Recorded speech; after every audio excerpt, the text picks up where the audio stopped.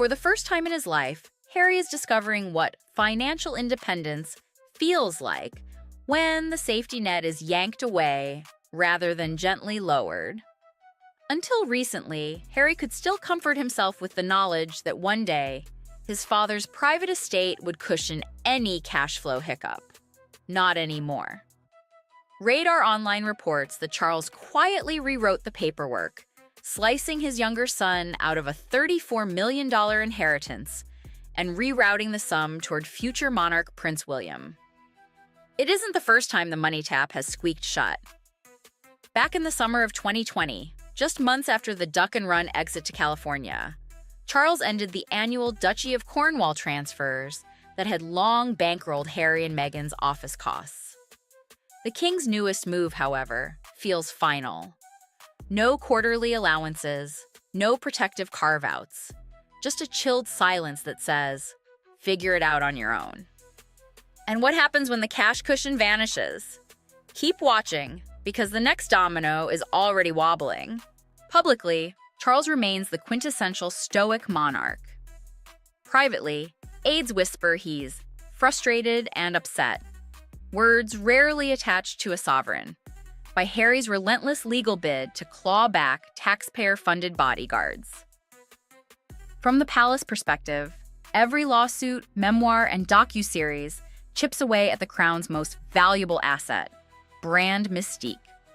Allowing Harry to dip into royal funds while simultaneously monetizing family grievances risked transforming monarchy into reality show fodder.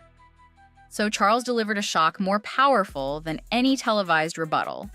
He closed the wallet, detonating the one pressure point guaranteed to change behavior: money. But shutting the gate is only half the story. The pasture outside is far rougher than the lawns of Windsor. Picture Montecito at sunrise, mist curling over $10 million estates, gardeners arriving before the peacocks wake. Now picture the monthly burn rate: property tax, staff, insurance, and a private security roster that rivals a tech titan's detail. Industry insiders peg elite 24/7 protection for a high-profile family in California at $175,000 to $200,000 per month, or north of $2 million a year. Without royal police escorts, that bill lands squarely on Harry's desk. Then there's the Hollywood factor. Netflix's reported $100 million agreement was never a blank check. Deliverables, view metrics, and renewal clauses hover like studio drones. Spotify already walked away after one season. Algorithms age faster than royal scandals. And when the clicks dip, so do the zeros. Independence looks glamorous until a single quarter's revenue can't service the security invoice. And standing behind the velvet curtain is an even bigger cost. On the 3rd of May, 2025, Britain's High Court slammed the door on Harry's appeal to reinstate publicly funded police protection whenever he sets foot on UK soil. Even more brutal than the legal loss was the collateral damage. Father and son allegedly stopped speaking during the case, each letter filtered through legal teams rather than dinner tables. The verdict not only tacked fresh zeros onto Harry's personal expenses, it signaled to every would-be backer that the Sussex brand now carries an open-ended security surcharge. Investors hate unpredictability, and palace guards were the one predictable perk Harry could once promise. Yet amid the courtroom dust, another picture emerges, one of a duchess calculating her next chess move in near silence. No Instagram shade, no podcast hint. Instead, a glacial calm that sources insist masks white-hot frustration. The Sussexes built their post-royal empire on authenticity and healing. But authenticity sells only when you control the narrative. And right now, ownership is slipping through their fingers like Montecito sand. Staff budgets are under review, advisors whisper about trimming the acreage, and Hollywood agents are suddenly using words like pivot and rebrand. Why the hush from Meghan? Because in crisis communications, the first voice can become the wrong voice, especially when the palace's silence carries the weight of centuries.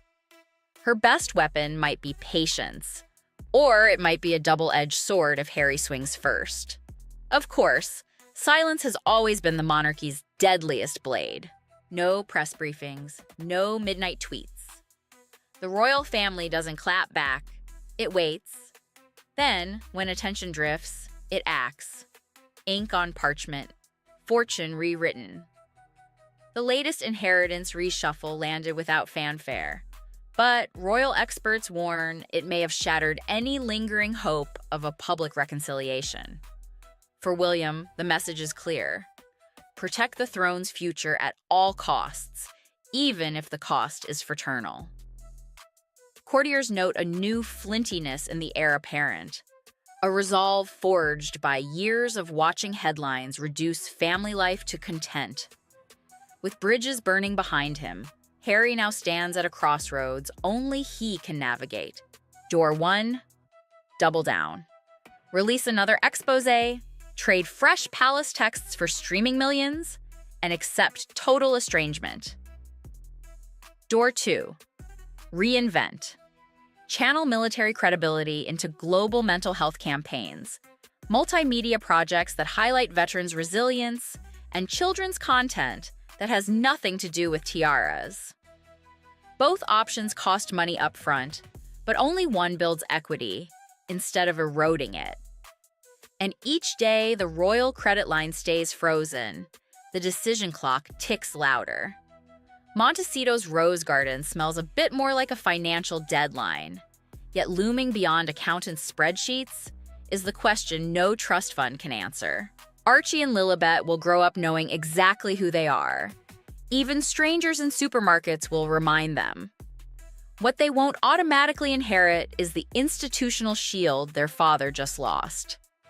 The example Harry sets now, grit or grievance, will script their adolescence long after tabloids move on. Independence is heavy. Only those willing to carry it discover whether it becomes armor or anchor. Right now, the weight rests squarely on one former prince's shoulders, miles away from the castle that raised him. So, the vault is sealed, the coffers quiet, and the spotlight warmer than ever. Can Harry build a kingdom that doesn't require a crown? Or will the price of freedom bankrupt more than his bank account? The next chapter writes itself the moment he chooses silence to build or noise to survive. Either way, the world is watching, checkbook in hand, waiting to see whether the prince can finally afford his own fairy tale. How do you think Prince Harry is going to hold up? Let us know in the comments.